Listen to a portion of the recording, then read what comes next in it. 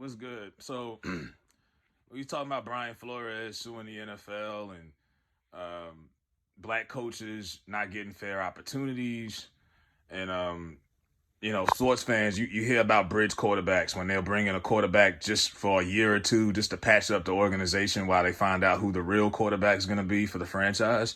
A lot of times they'll hire these black coaches for a year or two just to have a coach when in reality they don't have any real long-term future plans for that guy. Steve Wilkes in Arizona had 1 year. He was only there for a year because they never had a real future plan for Steve Wilkes. The whole time they were going to draft Murray and bring in Cliff Kingsbury. David Culley got fired after 1 year in Houston. He wasn't the long-term plan for them. He was just a bridge guy. And now Brian Flores is suing the NFL. And he's got good points. I mean, even if you don't look at it from a racism standpoint, apparently the Dolphins, when they started out 1-7, they wanted him to continue to lose games intentionally for high draft capital. And he said no, and they went and won 7 straight, and they turned their season around. Now, while everyone in the national media and all the fans nationally are praising Brian Flores and the Dolphins for turning that season around, Stephen Ross, the owner, is upset and labels him as a hard guy to work with. And when an older white guy who's an owner is telling people that you're hard to work with, it's kind of hard to get a job like that. You know, people keep talking about systematic change. Ain't nothing going to change when you got an old white man in charge. And in America, an older white guy has always been in the position of authority. You look at the NFL commissioner, Roger Goodell's an old white man in the 60s. How much change do you think is going to happen when you got an old white man in charge? Even the NBA, we went from David Stern, an old white guy, to Adam Silver, another old white guy. Now this brings me up to Jay-Z. As everyone 2 years ago was like, oh man, Jay-Z gonna change the NFL. People was mad at me and a couple people here on YouTube when we talked about Jay-Z and how that was a big front. Oh, this was 2019. Oh, he's going to change the infrastructure. He's going to change the infrastructure from inside. He's going to buy a team. He's a billionaire. The average NFL team costs billions and billions of dollars. I think the cheapest team is the Buffalo Bills. They're like $2 billion. You ain't buying that. You ain't got that kind of money. And they were like, oh, he's going to sign Kaepernick and they're going to have an all-black roster. It was just it was ridiculous. And the whole time, it's like, bro, we trying to tell y'all, and I get it, Jay-Z has always positioned himself and promoted himself as a boss. But in reality, even some bosses have bosses. In the NFL, he is an employee of the NFL. He works for Roger Goodell in the league. He is simply in charge of the NFL Super Bowl halftime show. The halftime show that they don't even pay people to play at. They'll pay for the setup and the stage, but they don't pay you for that. That's promo. So everyone's praising Dr. Dre and Kendrick Lamar for being in the Super Bowl halftime show and Mary J. Blige. They're not getting a check for that. They're doing that for exposure. Dr. Dre wants to do that because he's from LA and it's a hometown thing. That's what that is. No one's getting paid for that. No one's ever been paid. But that's what Jay-Z's job is in the NFL. Jay-Z is not, he has no impact on anything going on in the NFL, especially when it comes to race relations. He probably don't even know who the hell Brian Flores is. Like, have you seen Jay-Z at a game in recent memory? Have you seen him at a press conference? I almost forgot Jay-Z was associated with the NFL, honestly. Smoke and mirrors. We told you 10 years ago when he brought the Brooklyn Nets, he owned 2%. He was a small minority owner and had black people running around here thinking that he owned the damn team.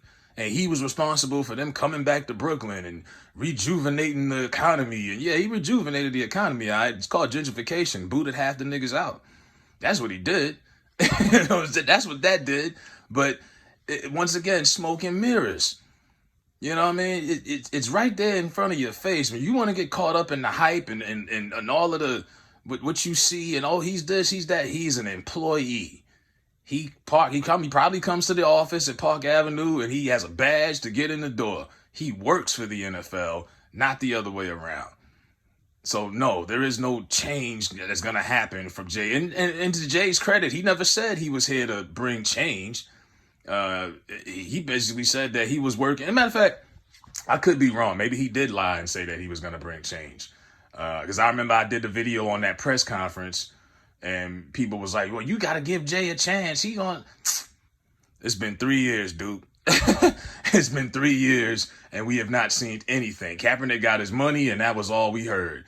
There's not been any change from Jay-Z. You think these rich owners, these real billionaire boys club owners, okay? It's the difference between being worth $1 billion and really being a billionaire. Like, you got it like that. You can pull out $1 billion out the bank and throw it on the table. These old white men who have been engraved in this organization, and it's been in their family's business for years. The Davis family has owned the Raiders since day one. Jerry Jones owns the Cowboys. When he dies, Stephen Jones is going to own the Cowboys. When Robert Kraft dies, Jonathan Kraft is going to. It's nepotism. Same thing with the coaching cycle. You got the Shanahan family. You know, you got this family, that family, the Ryans. This is a good old boys system. The reason why some of us still watch it is because we just love the game of football. But this is a good old boy system. They are not going to let some rapper, and you know what they think about rappers from Brooklyn, they're not going to let some rapper come in and change the culture. That's not going to happen. And when you tell people that, they think you crazy. It's like, no. You know, but now, what is Jay-Z doing about the racism in the NFL? Wouldn't be surprised if they put him out there to try to speak on it, but Jay-Z is far removed from, like I said, I had to remind myself Jay-Z was a part of the NFL. Forgot all about that. Now, what is he going to do? What can he do? They got him in charge of the entertainment. You in charge of the entertainment. You entertain us. Go find us the hot super. And like I said, the NFL is finally starting to catch up culturally to hip hop culture. So now they want to bring in rap acts to perform at shows and stuff. That's what his job is. Bring us the best hip hop people for the Super Bowl halftime show. That's all you got to do. That's it. Nothing more to it. You are the entertainment. It's like that commercial with the Peyton Manning and Eli Manning, and they're all sitting at the table, and they got J.B. Smoove, the comedian. They're all eating dinner, and J.B. Smoove comes up to them as the entertainment, like this goofy clown. It's like a minstrel show, and he's shucking and jiving and trying to make everybody laugh. He's the entertainment. Like, that's how white people would do back in the day. You got the entertainment, you got the nannies, and then you got the people that, you know, serve the food, the help. And in this case, Jay-Z is a strictly entertainment. You are not there to make any kind of political change in the infrastructure in the NFL. You know, so that's all I wanted to say, because people kept bringing it up. You know, well, what about Jay-Z? You know, what Hove ain't gonna do shit. You there for music, man. That's all it is to it, man. Hit that thumbs up. I'm out of here. Let me know what y'all think.